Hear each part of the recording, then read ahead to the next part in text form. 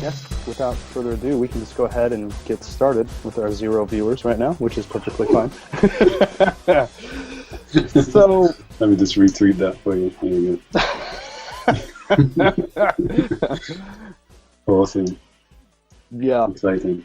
So are you gonna just you just do it as an audio when Yeah, pretty much. And then I have a couple of different props for me here today too.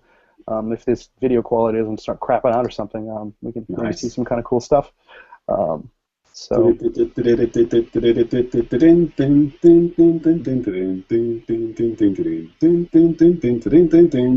Boom. Hello and welcome to Famicast 34. I'm your host here today, Danny Bivens, and I have a bit of a small crowd with me, only one other person, Mr. James Charlton. Hey, good to be back. You took my job, Danny. You took my job. That is true. I did pretty much take your job. Well, even though I give you my job. Yeah, well, even though that, for like over 31 episodes, I think I've been editing the show anyway. But, there you go. Yeah, so, hey, one viewer, and it might just be you watching this, James. I don't know what's going on. I don't know. It's okay. So, yeah, we have kind of a bit of a short show here today. We didn't really know how this was all going to work out, so we don't have a ton of stuff planned. But, you could rest assured that we're going to talk about some game stuff, stuff about Japan. I'll try to quit saying in Japan so much because... Did somebody call you out on that? No. I called myself out. I was editing the episode last month, and I was drinking last month, too, heavily. During the episode. Hey, I'm drinking, like, juice today.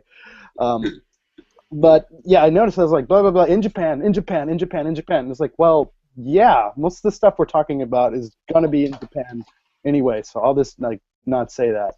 What's one of those? It's a given. It's a given, right? You don't need to say it. We're Japan podcast based in Japan by guys who live in Japan, so you don't need to say in Japan. Yeah, I know. It'd be like RFN saying in America. Yeah. Well, I don't know. They might say that sometimes. I don't know. Mm-hmm. So yeah, I'll keep an eyeful watch on that. Okay. Well, hey, our viewer count has jumped up a little bit. Great. Are people watching this? I don't know. Maybe somebody just clicked on it by accident. So sorry. Somebody already left. Okay. Somebody looking for household appliances. Oh, yeah. What's two douchebags talking about Japan? Yeah, pretty much. So, we're going to go ahead and just get started off with normal stuff with new business. James, I thought you can actually go ahead and lead us off here, man. It's been a while, so, hey, why not? You talking to me? Yeah, I'm talking to you. This is what Japanese people do when they say, you're talking to me. They go, me? Okay. They go, me? Yes. They point at their nose. Mm-hmm. There you go. That's a little visual gag for the video viewers there. Yeah, and if you're listening to the audio version of this, sorry. Screw you, yeah. Yeah. So, yeah, new business. That means I got to talk about what I've been playing, right? I'm a bit rusty. Yeah, well, obviously I'm quite busy. That's why I don't do the Famicast very often. But I got a couple of retro games to talk about. One was free and one was very cheap. Mm-hmm. The free one, which I think everybody got, is called, let me just get this straight here, I think it's called Mario Deluxe. Is that right?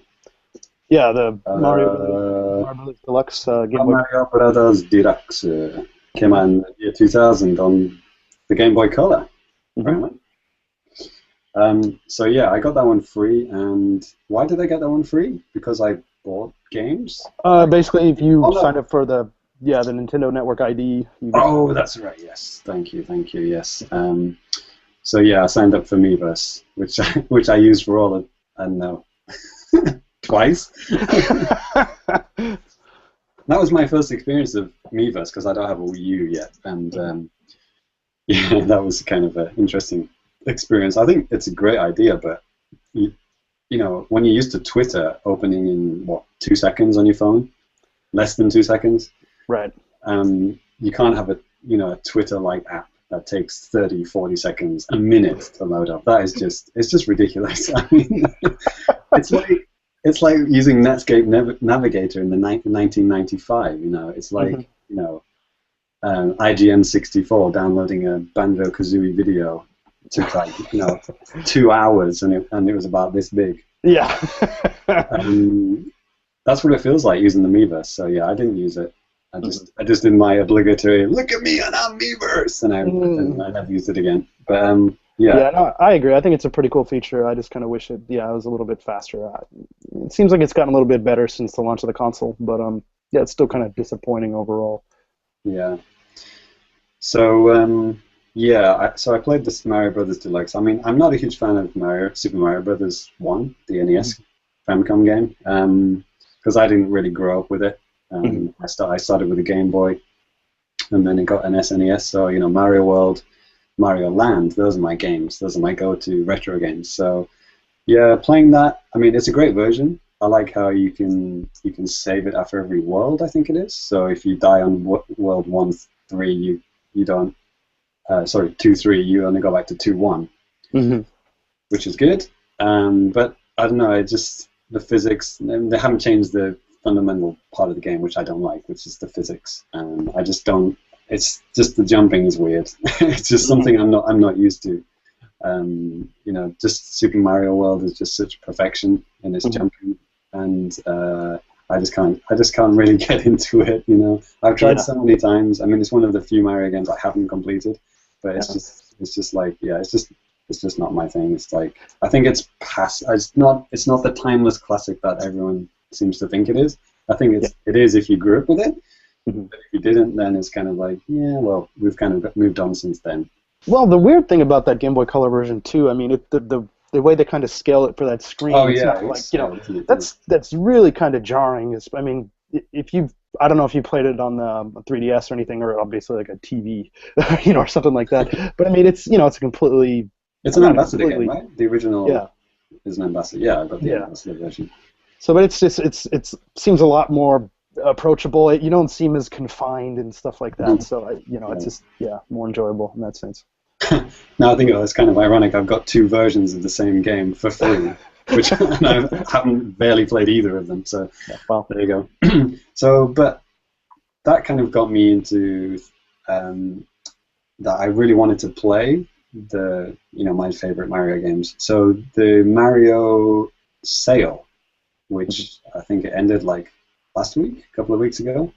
Right. On the eShop, there was like a bunch of Mario games on the sale. There was like 1,000 yen off the Sticker Star game and all that kind of stuff, right?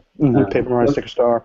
Yeah, it wasn't like a far-reaching thing like 30% off all Mario games. It was just it was like a certain amount of yen off this game. It's like 5 games in total, right? Right. And I think I rattled those off in the last episode of the show and stuff. And I mean, there were some like decent games, like Super Mario Kart on Wii U was one of them that was on sale, and Super Mario World and a couple other things too. It spanned across like the different platforms. Sometimes they had it like, if there's one game on 3DS, the same game's on sale on the Wii U too if it's available on the Virtual Console. So that's kind of cool.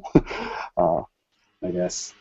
The only game that interested me, I mean, it's like Mario Golf. It's like, I don't know, is that the bad one or the really bad one? I don't know. Yeah, it's like it's kind of bizarre because the Japanese name's like Mario Golf. Mario Open Golf, right? But then like I guess the European and American ones is like NES Tournament Golf or something.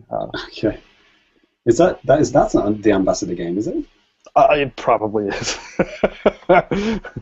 So the problem with that sale, a lot of that stuff is all this stuff's like a lot of them are ambassador games. Right. Why would you buy an ambassador game? Yeah.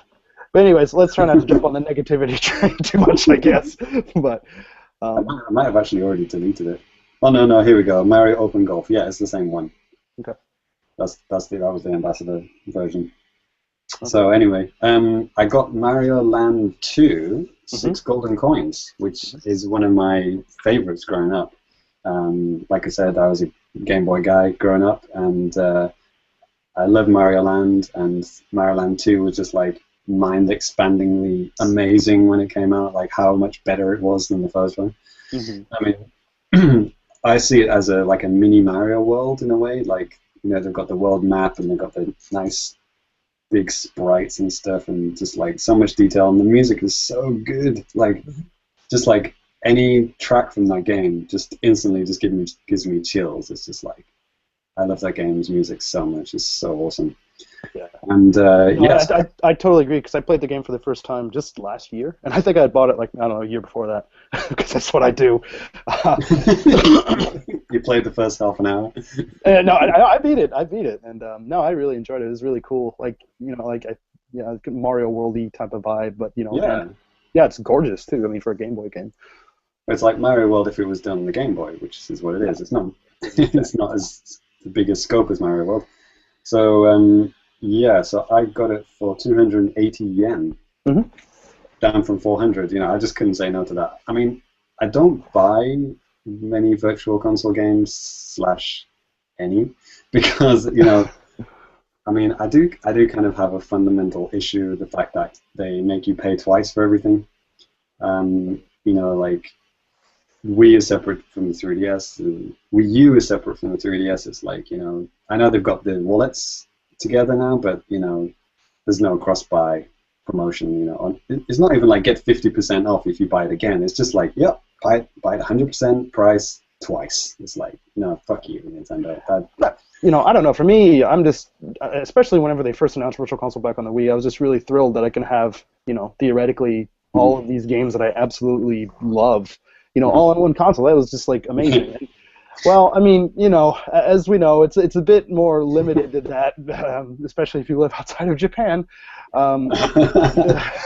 Shots fired. Yeah, no, I'm not saying that to be an asshole on purpose, but you could be an asshole. Everyone thinks you're an asshole anyway. Did you hear RFN? They all hate you. It's like Danny Bivens. Yeah, they do. Every 5 minutes, like fucking Danny Bivens. I totally get it. I'm a hated man. It's perfectly I live in Japan and I still say that, so you know. Yeah, well, it's fine.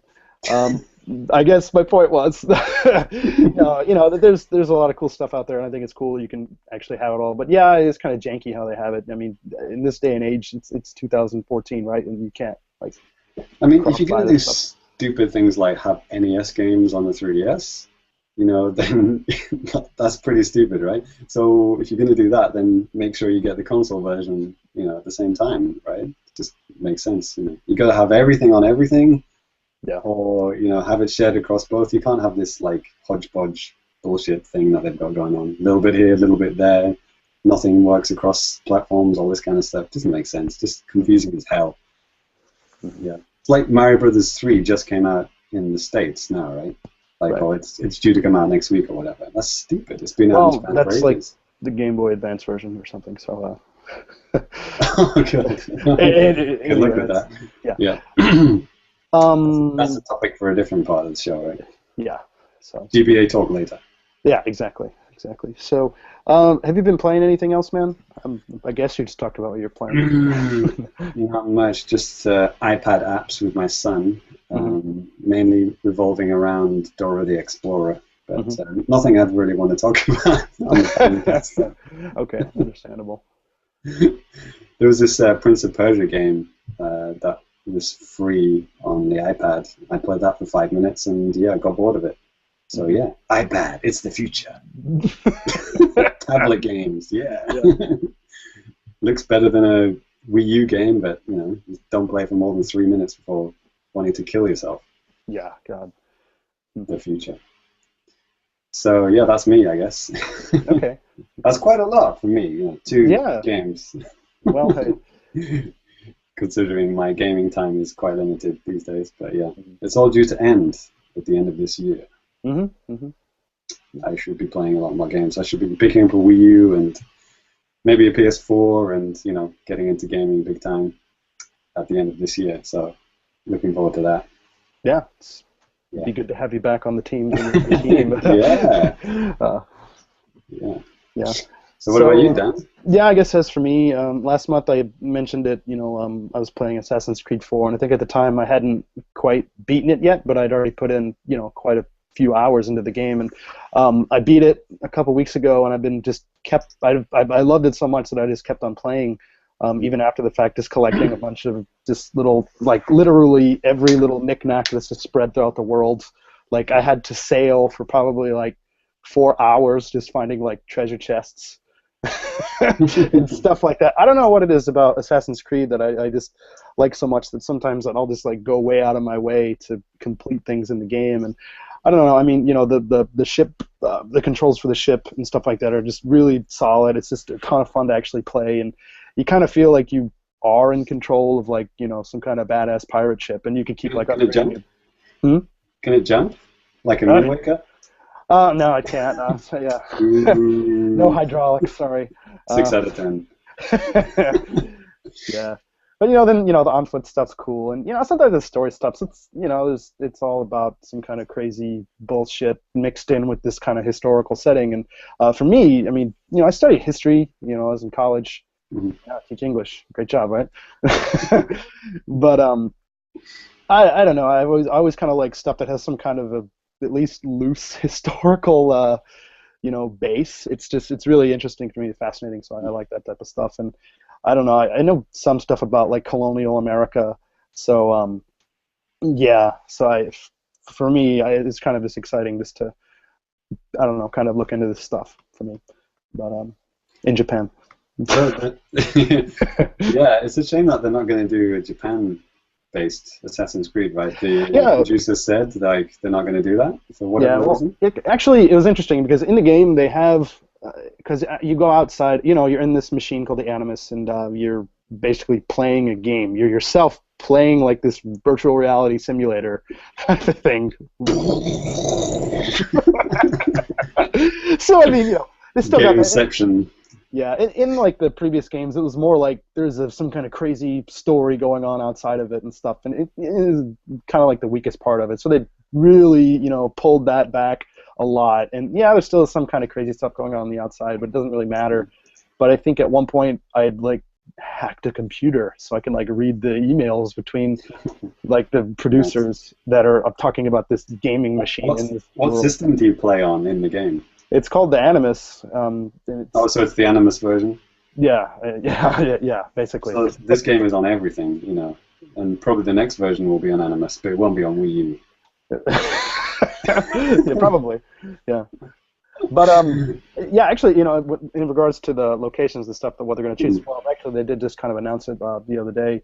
But before that happened, they had started talking about a list of just different time periods and stuff like that of what they thought about, and they just have like tons of just really kind of interesting areas of history where they're, you know, they wrote this stuff down, so they're probably thinking about it to some extent. So it's just kind of interesting to hear that. But yeah, they did say something about Japan, but yeah, then the guy totally said, like, nah, it's not going to happen. So I don't know. Maybe they feel like they're stepping on toes of the Yakuza guys or something. I have no idea. They could probably do a lot better job, but maybe not like some of the little little things about it, like, hey, there's a Yakuza game on PS4, right? That was a launch game. Yeah. Right. Yeah. But it's an Edo period one, right? Yeah. No. So I haven't tried it out. There's a free demo on PSN. I just haven't took the time to do it. But I saw somebody uploaded a YouTube clip of a fight inside an onsen, which I do like. And it's like the steam is like carefully positioned around the lower half of the men, so you can't see their genitalia. It's almost like that. It's almost like that bit in Austin Powers where it's like the fruit is covering his junk, and it's like everything's like perfectly positioned. It's kind of hilarious, and it's like, yeah, Yakuza realism. Yeah. Well, actually, hold on just 1 second. Looks like we have a question. Actually, Don had posted a question. I think I accidentally like deleted it or something. No, I was like, okay, answer this. Doing it live, kids. Okay, so this is live, so if I accidentally fuck something up, it's not intentional. I promise. Oh, here we go. All right, Don, Nintendo Don, yes. Yeah, what the heck? So, yeah, Don's commenting on the killer Yoshi behind me.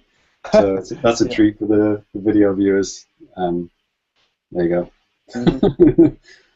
Yeah, I have a killer. He's tamed. I have killer wall behind me, and yeah, a TV too. But We have a question from Malaysia. So it's hello from Malaysia. Why do you think Japanese arcade games lack recognitions in the USA, especially racing games like Wangan Midnight Maximum Tune? Wow, that sounds awesome. I don't know what it is. Yeah, I'm not familiar with that game.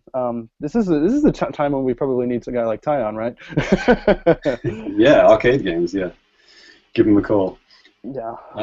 Japanese arcade games. Well, there are not that many Japanese arcade games that don't make it to the West, right? They usually make it onto some online service in some way or another, like shoot 'em ups, beat 'em ups. I mean, I don't know. I don't know about this one though. It sounds like a racing game. Is it like that? What's that famous racing game? It's just come out on 3DS2. It's the Daytona. no, the street racing one. Where this kind of it's based in Japan. Oh man, it's gonna bug me not knowing that. The game, the game of the sliding along the mountains and the down the narrow streets. Sega Rally. Rally racing in Tokyo on the dirt roads. You suck, Danny. Oh, shit. Well, I don't know shit, but yeah. No, I don't know. I guess it maybe just depends where people live in the U.S., especially because I mean I know where I'm from. Central Illinois. It's like the middle of nowhere, so we stopped having arcades in like 1998. So I mean, it sucked, man. Like I couldn't play any arcade games. I'd never. That's nothing I ever really got into. But sometimes I went to other cities and like, oh my God, it's an arcade. This is exotic, rare treasure that I've never experienced. But right.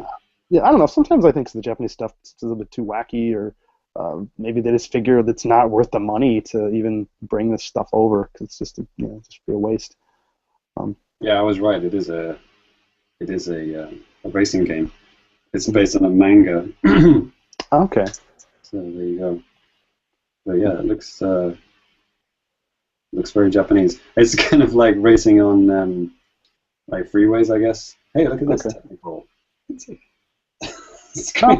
A screenshot on a webcam. That's bound to be great quality, right?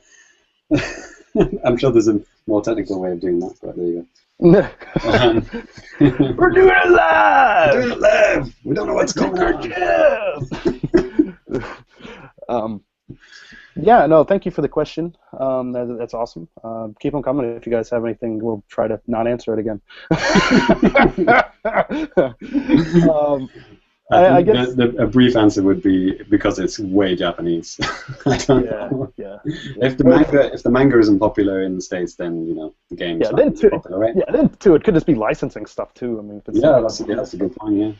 Yeah, if they don't have the rights for the manga, they don't have the rights for the game. Nobody's willing to pick up an unknown manga-based racing game in the West, right? Yeah. And okay, another thing I just kind of want to throw out there too. This is just kind of random. I just thought about this, but I know this is kind of a random time to have a podcast. Like in the States, it's like I don't know what, like 9:30 in the morning at Eastern time. But yeah, for those of you guys that are listening in and stuff, thank you very much. And yeah, like this is just kind of an experiment, so we're gonna kind of just see where this goes from here. But anyway, one other game that I wanted to talk about is something I just popped in today for the hell of it that I bought, I don't know, 2 years ago. That's what I do. But you just found it under your bed. No, it's just been sitting in the same place for like 2 years, in front of like my eyes, like the whole time. But as has my my N64 disk drive. It's just been kind of sitting there dormant. Just I look at it every day and I'm like, oh man, I'm so happy I have it, but I don't really want to play it. But when Ty was doing the show with you, you talked about your 64 DD, right? Yeah. Little image flashing up on my iPod there. That was cool. Yeah, you could do a live preview. Yeah, I could. But actually, well, it's down there. Unless you're connected to hundreds of wires. I don't know. Yeah, but I have the game here. This is SimCity 64. Cool. It's the first. 64, awesome. And it's backwards because it's the right way around for me. Yeah. Okay. Maybe for you. Oh, I see. You got your glasses back to front. Oh yeah, there it is. Okay. Anyways, 64 DD games are awesome, aren't they? I love those tape/cartridges things, whatever they are. It's basically like a zip disc. So, I mean, these things are freaking cool. And I'm always so like worried about like these cases, because if this gets cracked, there's no way I can replace this thing. Hey, can you show everyone inside? Yeah. So it looks like a CD-ROM case, doesn't it? yeah, it basically looks kind of like a CD-ROM case. Oh, okay, so it clips in now. I see. Sits inside there. And they have a pretty nice like fitting manual and crap that fits right on top of this. So nice. no, it's just really cool. I have like, I don't know, something like six disk drive games out of like 8 or 9. But anyways, I just I was like, well, I bought this game. I should probably try to play this. Actually, usually most people do with their games, isn't it? But yeah. Anyway, so I popped this in, and it's SimCity. Because yeah, I guess there's another version of SimCity on the 64 that I have. It might just be SimCity 2000 maybe, but this is like a unique version. Hudson helped develop. No, I'm sorry, not Hudson. HAL Laboratories helped develop this in collaboration with Maxis and stuff like that back in the day. So it's kind of like visually, it looks a little bit different. It's like a lot more like kind of cartoony than like regular SimCity stuff. But did you ever play the SNES version? I did. I'm just not a huge fan of the original version of SimCity. I always like SimCity 2000 a lot. Okay. But I mean, it seems more like kind of like a modified SimCity 2000, but like I said, just like especially made for the 64, obviously. And it's kind of weird, like you're moving around the camera with the C buttons, because hey, well, actually it makes sense, right? It's supposed to be the camera buttons. Yes. So that kind of works out there. But yeah, I mean there's really not much to say about it. It's SimCity. Does it have Bowser in it? Can Bowser destroy the city? I didn't get to look into that, but let's just pretend I did and say it actually happened. Hashtag Bivens fail. Story of my life, man. Story of my life. So tune in next episode to find out if Danny does play it again. Yeah, well, ever again. Maybe not. Actually, is this really?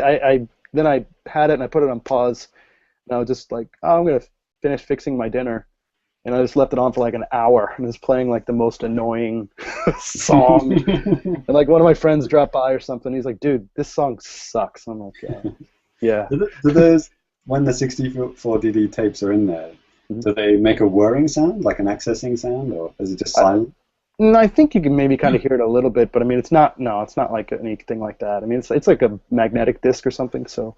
Okay, so it's like a zip drive. They occasionally make a bit of a sound. Exactly, but I mean, it's pretty quiet, and I think, because I mean, I haven't really used it very often, but I think if you want to make sure you're playing your 64DD game, I don't think you're supposed to have a cartridge in the top, unless it's something that like you can actually play with it.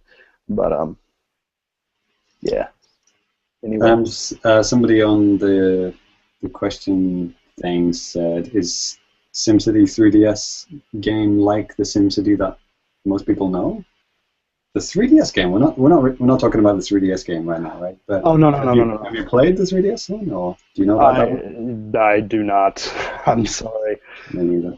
Oh, and Minoru answered my question. He's on Twitter, actually. That's why I didn't see it till now. He says the racing game I was thinking of was Initial D. Thank you, Minoru. Mm-hmm. You the man. That's exactly what I was thinking about. Initial D. There was a 3DS, like free-to-play version, right? Yeah, I don't remember if it's actually out or not. Because I was thinking the same exact thing. I was thinking, oh, what the hell is it called? It's like some kind of Sega thing.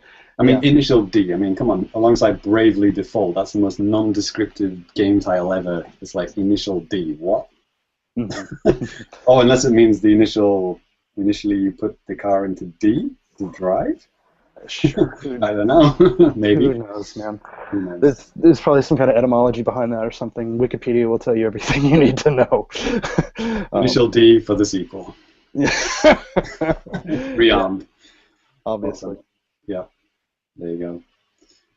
So, that's what you've been playing? Yeah, that's pretty much what I've been playing. 64DD games. Awesome. 64DD. I thought, hey, what the heck, be something kind of interesting to talk about.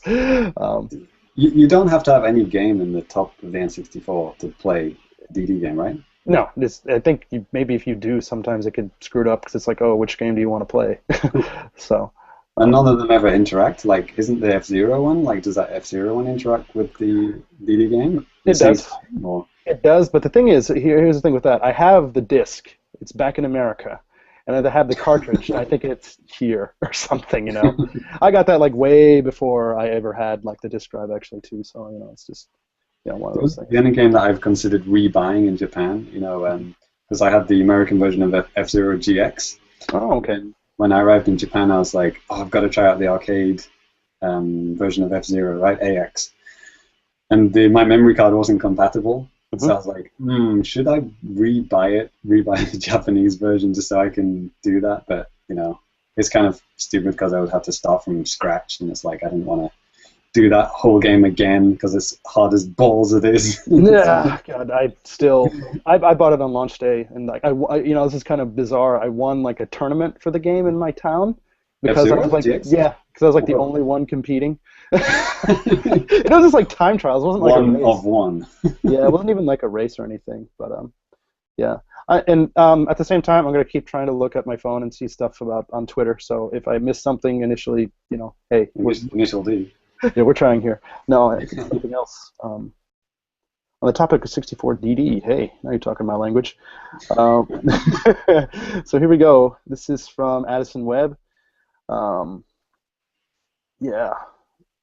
So, you know, on the topic of 64DD, what is the craziest Nintendo peripheral that us Westerners might not have used that you have? I have something. Here it comes. Oh my Christ! Oh my God! Where the hell is it? You've actually got it. Yeah, I have it. It's here, hiding from me. This isn't really like too crazy, but it's something that never was released in the States. God damn it! Where is that thing? Oh man. So back in the early days of the GameCube, you know, the memory cards, you know, they first released like very small sized ones, and then they eventually every couple of years or whatever they released different, you know, kind of larger ones and whatnot. And so at one point in Japan, they had planned to actually like before like or maybe around the launch they kind of talked about this that they're going to have like this SD card adapter memory card. And so the idea, you know, it's awesome. You can just get an SD card, which, you know, at the time were fairly expensive and very small, but still like bigger than memory cards could hold and stuff. And it'd just just be a really good thing. And then maybe, you know, theoretically speaking, you could back up your data on your computer, you know, share your stuff with your friends. But so it eventually did come out here in Japan, and I think I won't say in Japan. It eventually came out here, and I think only like one game actually supported it, and just like back in December, I coincidentally just found this thing at some used shop for like, I don't know, $10. So I was like, yes, I need this thing. Crazy thing. And so what's the official name of it? I think it's just the GameCube SD card or memory card SD card adapter or something. I think that's quite a sought after thing, isn't it? Because you can actually download saves from the internet now. I don't think that this, like I said, I'm pretty sure it's only compatible with like, I don't know, like one game. But there are like that unlocked, you know, third parties did better versions of it. I think I even have that. It's not an SD, but you can directly connect it to the computer, and you can download your saves directly to the computer from the memory card. It's like a USB plug into the front of the memory card. And I backed up a lot of my saves that way, which was very useful. Yeah. As for me, I can't really think. I mean, if you ever pay a visit to Super Potato, you can probably have you can touch and play around with lots of, you know, very valuable, rare things that you don't find in the West, right? I think there's one of the GameCube keyboard things that people always talk about. You know, you can play around with one of those. And I've seen those before, and maybe like there's the GameCube controller. It's like a really small. I think it's a Hori product. Yeah. It's like a very small round. It's about that big. It's like a GameCube pad. Oh no, sorry, an N64 pad, and it's just really small. And it's got all the buttons on. It's got the stick and everything on it, but it's just compacted in a way that's. That thing sucks, man. That thing is awful. Yeah, but it's you're never going to see it outside of Japan, right? Yeah. Yeah, it's just a kind of an interesting controller. Mhm. Yeah, I mean, I could probably talk about this stuff for hours and hours. I think I have one other weird peripheral that was released for Famicast or Famicom. You're listening to the Family. Released for the Famicom. It's some kind of like this card reader. It almost kind of like e-card reader stuff, but it was specifically made, I think, for a couple games. I think it's like Datatech is the name of the company that released it. And I found one in a junk place somewhere, so it probably doesn't even work. But the idea is that you like you plug this thing into, I believe, the top of your Famicom, and then you could like scan these cards. It's like a battler type of thing. Yeah. Like literally just swipe it across the top of your Famicom. Yeah, right? and it comes with like a crap load of like little cards and stuff, and mine came with all the cards, the box, everything. I think the styrofoam inserts, all that crap, man. Wow. It's pretty incredible. Awesome. I was like, I didn't even want it to even work. I just wanted this to, actually just have this thing. But anyway. There you go. Okay. Well, thank you very much for that question. Like I said, we're going to keep kind of checking stuff. Blah, blah, blah, blah. Yeah. So if you see me just like preoccupied with something, it's probably because I am preoccupied with something. Yeah. But so I guess, that's going to go ahead and do it for new business. So we're going to go ahead and kind of move on into the news. There's really not a lot of stuff that I wanted to talk about. I just kind of wanted to keep this a little bit light. Last month, and James, I don't know if you, the little first bit there. Yokai Watch. Yeah. So, Yokai Watch, it's a pretty popular thing here in Japan now, and I've been seeing it a lot, like lately on the charts and stuff like that. Here in this country that I won't say the name of.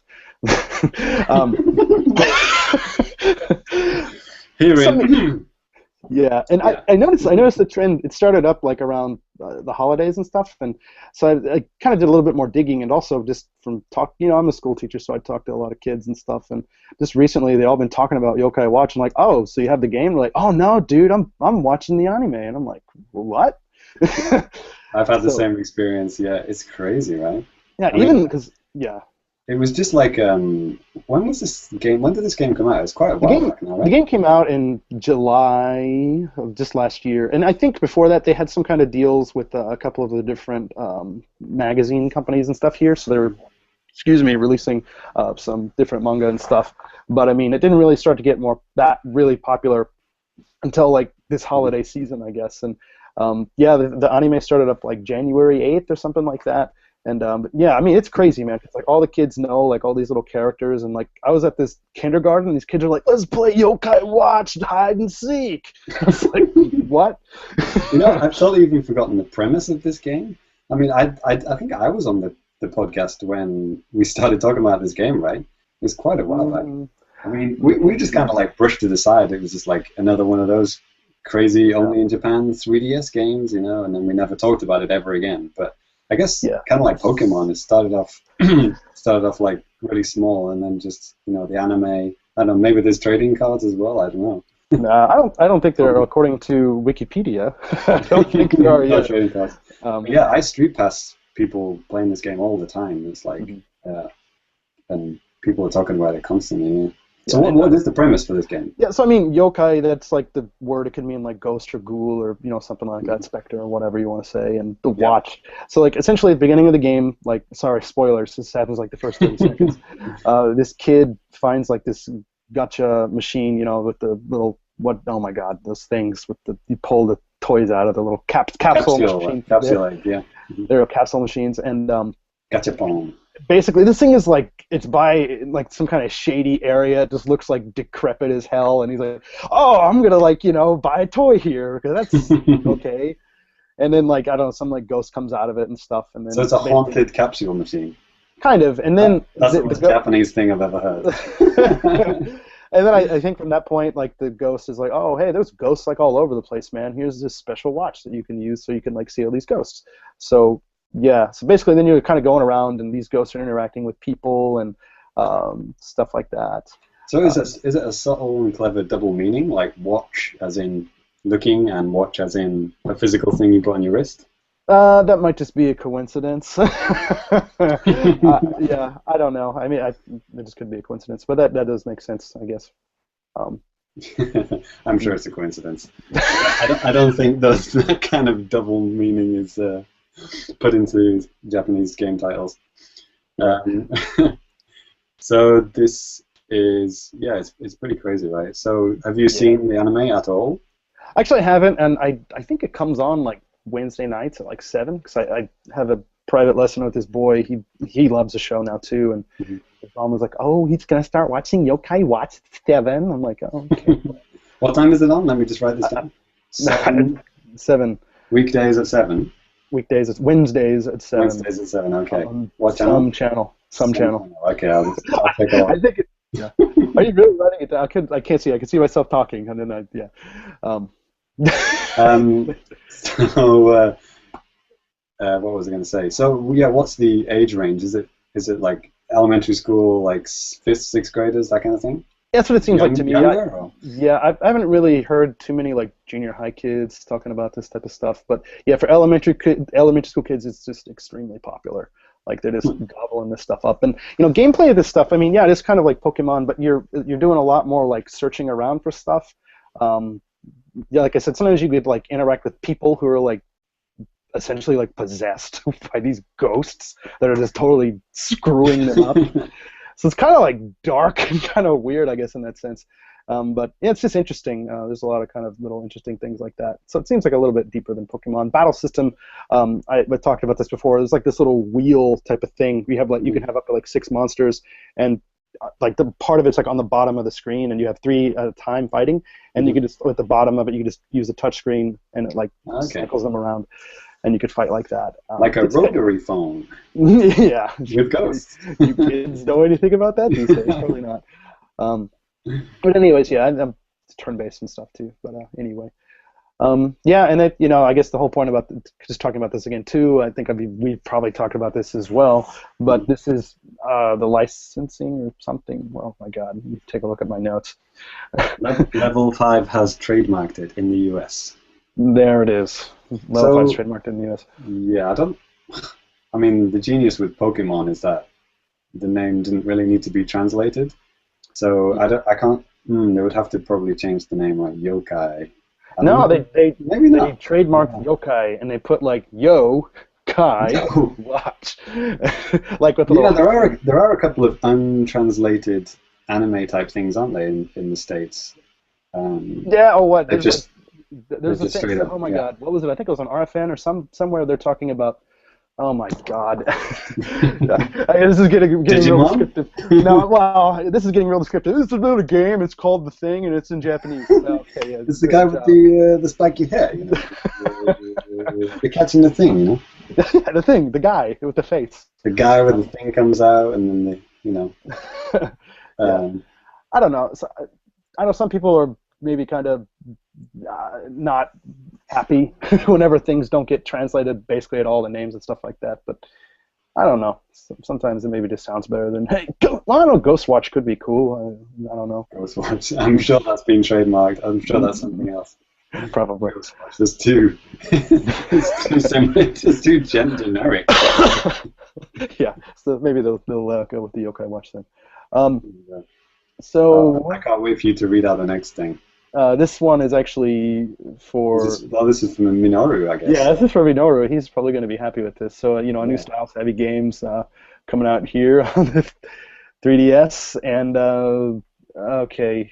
Say the title. Say the title. Yeah, Wagamama Fashion Girls Mode なんか欲張り宣言ときめきアップ。You didn't say that right. You've got to put more emphasis on the last 3 words because they've all got exclamation marks. Tokimeki up! There you go. So when can we all pick this up, Danny? Yeah, so you only have to wait a couple of weeks. Coming out on April 17th. It's a pretty fair price, 4,571 yen. So get your yennies ready and get ready to be buying some stuff. Our buddy who talked about the arcade stuff, this game that I was talking about, the one I was trying to think of the name of, oh my God, it's Danganronpa. Danganronpa. Like, I guess, it just totally wasn't translated at all when it came out and stuff. And yeah, exactly. But let's actually he has a bit of a question with this too.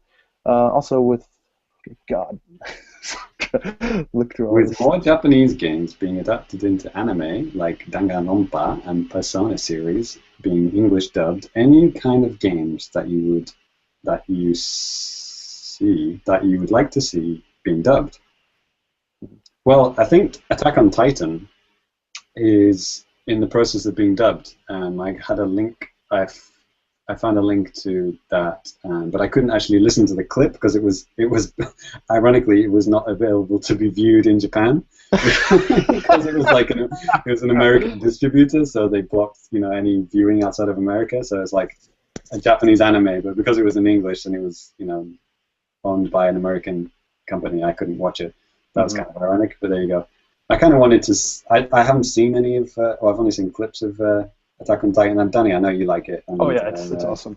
Johnny and RFN liked it too. Yeah. But I was kind of just interested to hear the dubbing because apparently it's quite good. Oh really? Well,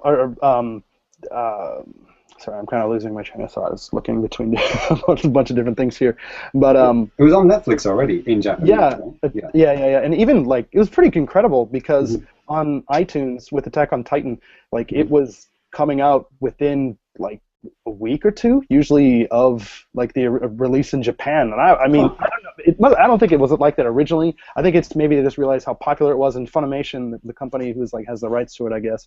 And they're the guys that are doing the dubbing, right? Yeah, Funimation. I mean, I don't know how much you know about anime in America, James, but let me just no. They're a pretty big deal, pretty instrumental in bringing a lot of stuff over into the States back in the day. But anyways, yeah, I was really surprised because I think, I was obviously watching, all of this on TV because I have a subscription to satellite TV and stuff. I would never dream of downloading these things from the internet or anything, But anyways, no. So I was kind of surprised that the stuff was all there, and it was, pretty cheap, like $2 an episode, $1 an episode or something. So, but cool. Anyway. Apparently Attack on Titan is Welcome to the internet, people. Jump down your throat. That's fine. So he's talking anime, so it has to be from anime to I don't know. I don't watch anime. It's kind of a funny thing to say, but yeah, I live in Japan. I don't watch anime, but there you go. Yeah. So yeah, I mean, if you guys have questions, just keep this stuff coming. Keep calling me out on inconsistencies. The things I'm just. It's awesome to be able to be have the answer at your fingertips like that. Yeah. Being called out as being a douchebag immediately and by several people. Yeah, it's totally fine. I'm used to it every day. My mother, everybody I know and claim to love or something. Anyway. There you go. So what's next on the agenda? So I guess a little bit more news. There's actually there's some eShop sales going on. One that just started. It's going all the way until April 8th, I believe. Square Enix actually has a sale on Dragon Quest VII and also Bravely Default for the sequel. Aptly named. Yes. Non-sequel. Is it the sequel? No, it's for the sequel. I explained to like so many people that I'm like, yeah, I'm playing Bravely Default for the sequel, and they're like, oh, they already released the second one? No, it's the remake. Wait, but you said it's a sequel. Yeah. That's only people in the West, right? People in Japan don't even know the word sequel.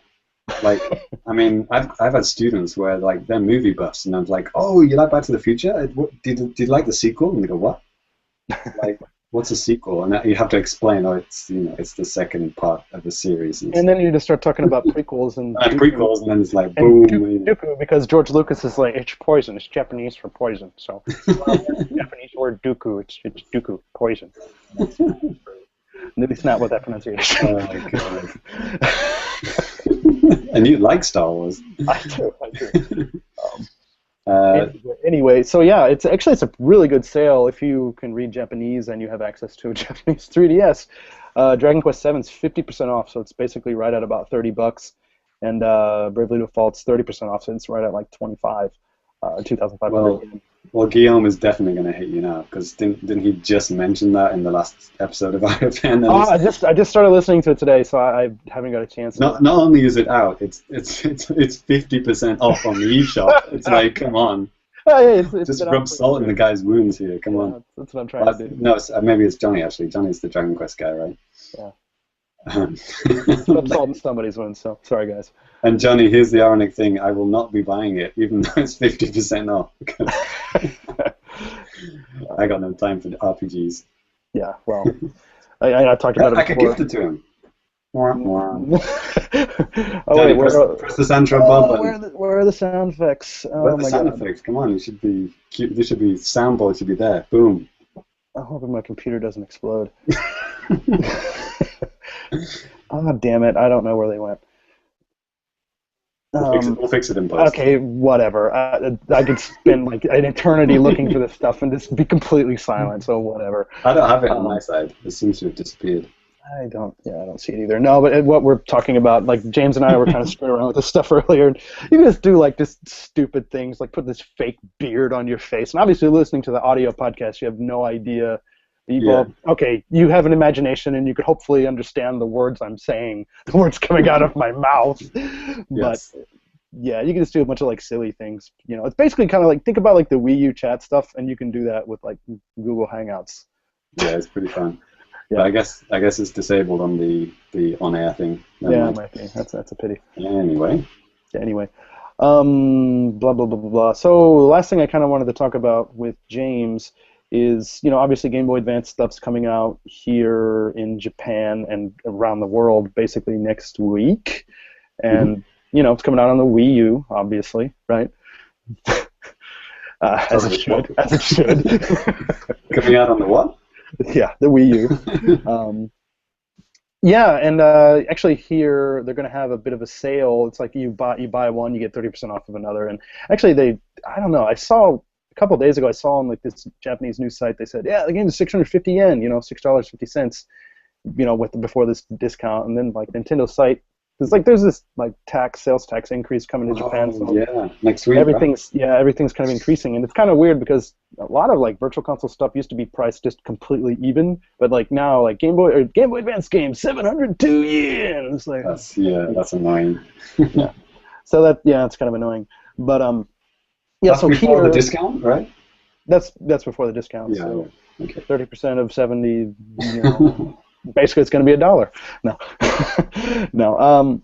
So the games are going to be coming out here: F-Zero Maximum Velocity, Golden Sun, Game Boy Wars Advance 1 and 2, which is like a special pack of Advance Wars 1 and 2. Stupidest name ever. Yeah, they were. Game Boy Wars Advance on the Game Boy Advance. I could have just. Oh God, I might have just like. No, you're right. They did.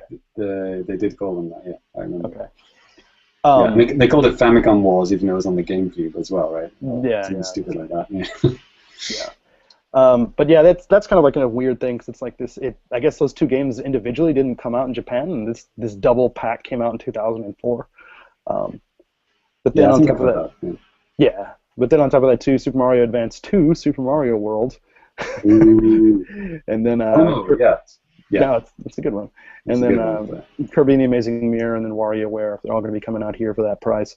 You know, I think a lot of us out here are excited for Game Boy Advance stuff, and I know for me, like basically Pokemon kind of rekindled my interest in you know, handheld gaming more or less. But you know, Game Boy Advance stuff just kind of made me just realize like how advanced, pardon the pun, but how this kind of more advanced like handheld gaming could be at the time when everything was just pretty simple.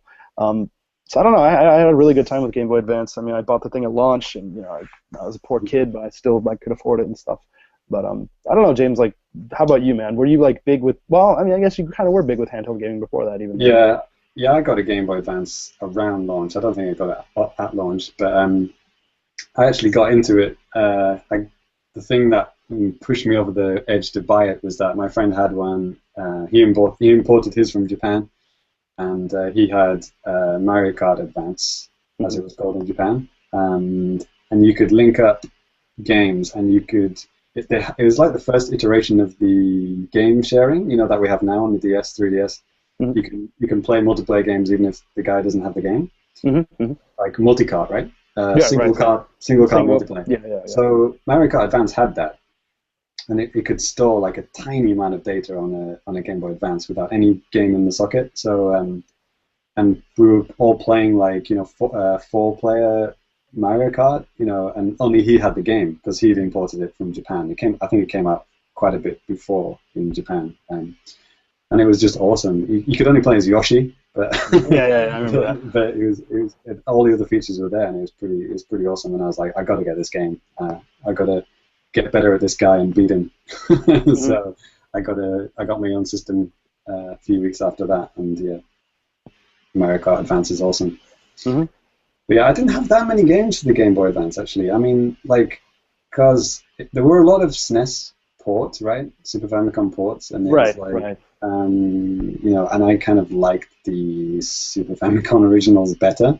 Mm-hmm. So, like with Mario World, I bought Mario World quite recent actually when I was in Japan. Years after the game came out, just because I wanted a portable version of Mario World. Mm-hmm. And I was really disappointed by it because the music was so poor compared to the original. Because like a big part of Mario World is the music and right, and just like the rhythm, just the basic thing, like the rhythm of the music was just off. It was just like the caves music and the forest music. It's just so ingrained in my brain, and just to hear it kind of like slightly off key and slightly out of just something slightly wrong about it. It just really kind of I just immediately turned the sound off for that game because were you playing with headphones or what? Oh no, it's nothing to do with that. It's okay. Just straight up.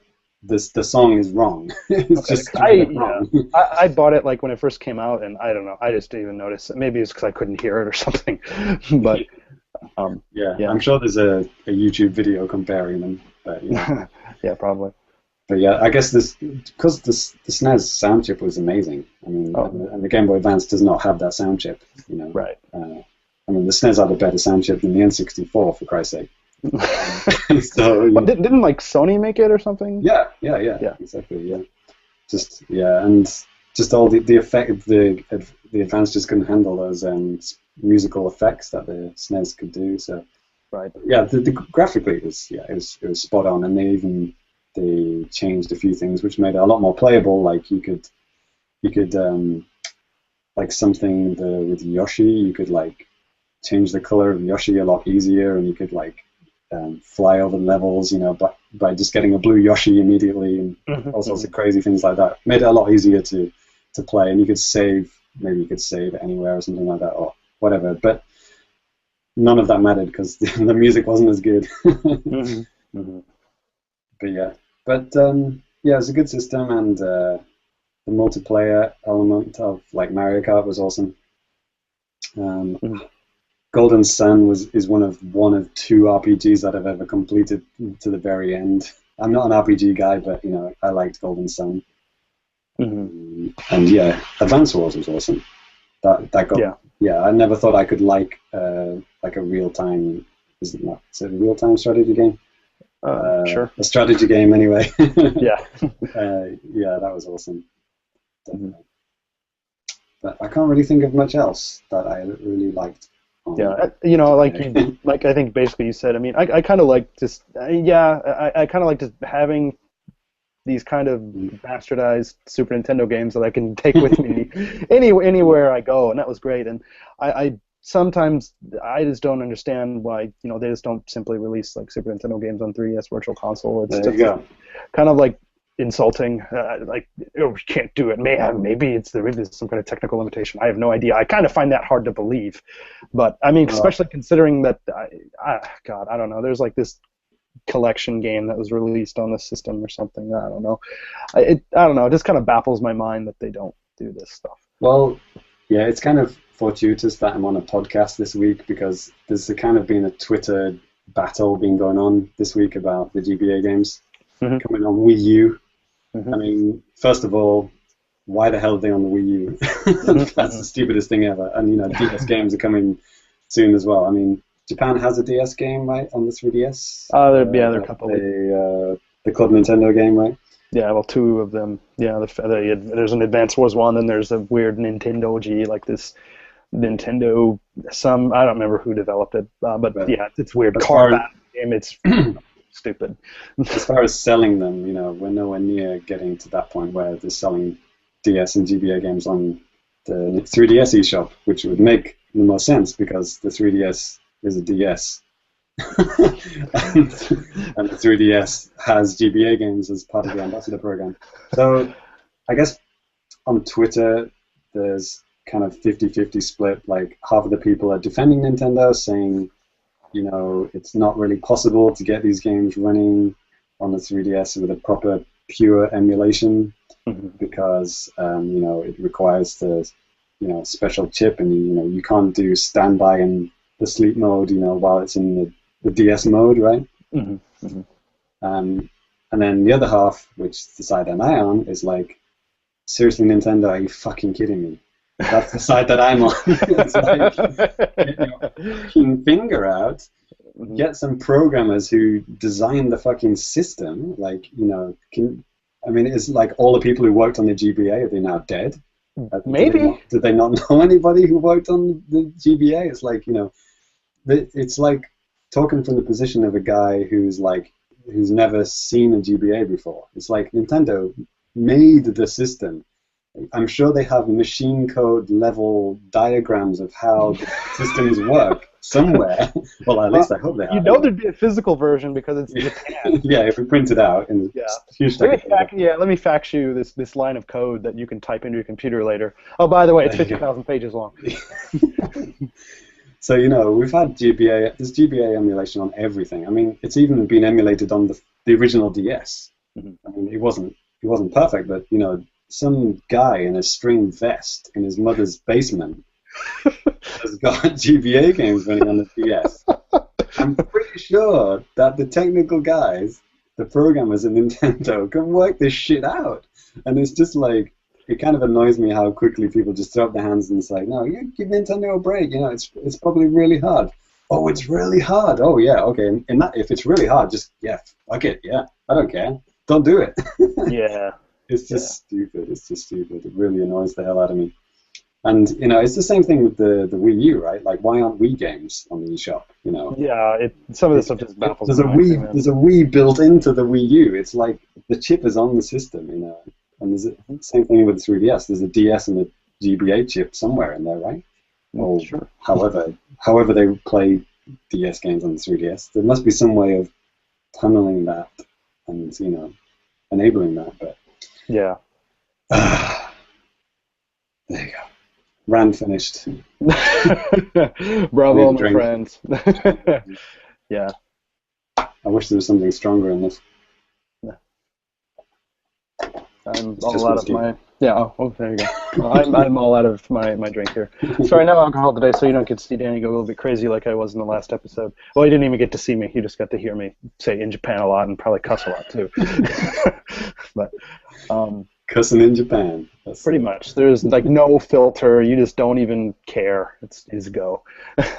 But I noticed that we had another comment or question in here from Muhammad. And now we already have wrestling games like WWE and... Hold on. Now we already have wrestling games like what WWE and TNA did. However, I don't know if there's a New Japan Pro Wrestling or Wrestling 1 video game. Any clarification? I don't know. I haven't really seen too many wrestling games here at all, basically, aside from stuff. And also, actually, Don made a comment on Twitter about some of the GBA stuff on 3DS. We can talk about that in a couple minutes. But yeah, we know what side Don's on. Yeah. Back in the day, in the N64 days, when all those like awesome, THQ.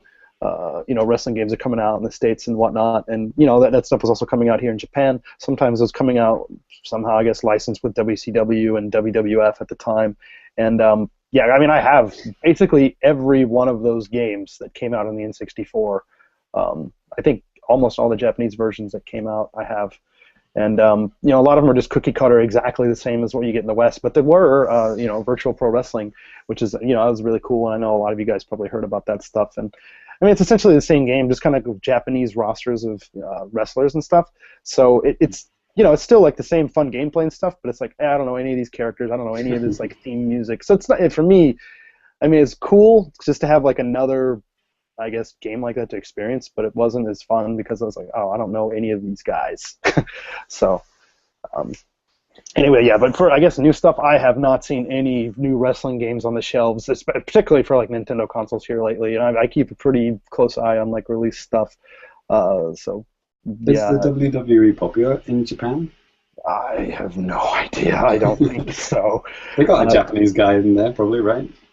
Probably, sure. Probably Actually, like a sumo wrestler. Yeah, like, seriously, James, you don't know this, and maybe some of you wrestling fans out there might know this as well, but it's so great in the early 90s. I mean, even though 90s and 80s, it just had, like, these really characterized, like, people that, like, kind of is like, yeah, this guy's supposed to be, like, from Russia, so he's a big burly, and they make him, like, a bad guy, and he's got a Soviet flag waving all over the place or something, I mean, it's just, Nintendo is no better, right? It's basically... Punch-Out games, right? Think Punch-Out. Soda Popinski. Yeah, exactly. That is like exactly how pro wrestling was at the time. And there was this wrestler. His name was Yokozuna, and he wasn't even from Japan. They even like said from Polynesia, but he dressed like a sumo wrestler. But he had like tights on instead of just so you don't see like his bare ass crack or whatever. Thank God. And like his manager was his name is Mr. Fuji. And they have like this, his girlfriend, Miss Sushi. They'd have like the stuff that like there's like this salt that they throw in like the sumo matches and stuff, and so that the old man would just get it and just throw it in people's faces and stuff, and it was just silly, but blinding children, or usually wrestlers, but sometimes children. But recently I haven't really seen anything, so I guess there's no clarification. Wrestling doesn't exist anymore in Japan. That's not true. So. Did you get what Don had said, James? No, I'm blocking it out. I'm not reading it. He's just making excuses. It's just saying, no GBA chip in the 3DS. Yeah, okay, I get that, but still, no excuses. And also that they've got a bit of a washed out color, which is true. Yeah, they didn't look that good on the Ambassador thing, did they? Some of them were a bit dark. I was just checking out Nintendo's website today and looking at some of the screenshots. I was like, God, that looks, dark or not as vibrant. It's authentic emulation. They put the shite filter across. Yeah. For those of you who can't understand what he just said, he means shit. Have they got subtitles on this Google thing? I can, afterwards, I can add in, subtitles and stuff. So we need it for everything you say, or everything I say. That's fine. What was that? Yeah. Okay then. So are we done here? We talked about everything, right? Yeah, that pretty much does it. Like I said, we didn't have a whole lot of stuff planned for today, but we didn't really know how this was going to work out. But actually, I'm pretty pleased with how this worked out, and thanks to everyone for thanks for all you millions of you viewers out there who participated with us. No, it was great. It's awesome. And hopefully we'll do this again in the future. I can't speak for any other podcasts or anything like that, but I think this is kind of a good learning experience. Yeah, it's pretty cool. It'd be interesting to see how it handles 2, 3, 4 people. Yeah. Same thing. I don't know. Yeah, two people is just fine. I mean, video quality is not that great. Yeah. You can still make out who we are. That we're male human beings. So. Well, I am. I can't see myself. Yeah, sure. Fine. I'm an orangutan. But anyways, one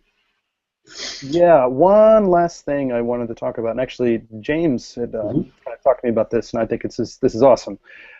So back a few months ago, James had created an account, especially on Twitter, for the Famicast. It's called, is it just the Fami Crew? The Twitter account? Yeah. Let me check that for you, Danny. It's actually at Famicast. Very simple, at Famicast. Okay, at Famicast. I thought, okay. Some douchebag stole at the Famicast.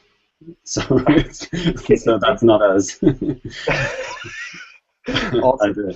There's another podcast called The Famicast, which has nothing to do with us, and it was created a couple of years after we started it, but there you go. Yeah. So we're at Famicast. Mm-hmm. Yeah, and I know that we've given out like our individual Twitter names and stuff like that. And I think that it's fine. And I've got a lot more people like following, and I talk to a lot of people, and that's great. But maybe it's kind of hard for people to like, okay, his name is Z8123X-2 at whatever, stuff like that. So I understand sometimes it's not so easy to kind of like, oh, okay, what's this asshole's name? So this kind of like makes it simple. What we do is we'll just if you guys ever say anything kind of interesting about the show or whatever, you want to tweet at it or whatever, we'll just kind of like do retweets of your stuff. Try to have some kind of news about the show on there and stuff. And then if you like go to like the actual like the profile, you can see all of our Twitter names too. Should be everybody that's ever been on the show. Yeah, that's right. So it's a lot easier just to say one Twitter at the end, and then you can check out everybody there. Yeah. So Danny promises to retweet anyone who mentions at Famicast, right? Yeah. even if it's at Famicast sucks ass. Fine. Please stop doing at Famicast. I'll be waiting for that. Well, most of those will be from me, but yeah. Yeah, it's fine. I understand. It's perfectly fair and reasonable. Thank you. There you go. Cool. Well, I think that's going to go ahead and do it. We won't drag this out any longer. Okay. Yes. James, thanks so much for coming on, man. No problem, man. Thanks for having me, I guess. Yeah. And I don't know when the next time James is going to be on, but it might be a little while. So I hope you enjoyed this. Man, everyone else is like really busy this month, and it's getting kind of late in the month, and I wanted to make sure we get this thing out there as fast as possible. But okay, I'll shut up now. You guys enjoy the rest of your evenings, days, whatever it is where you're at, and we will catch you again later. Family Dudes out. Out. Later. So.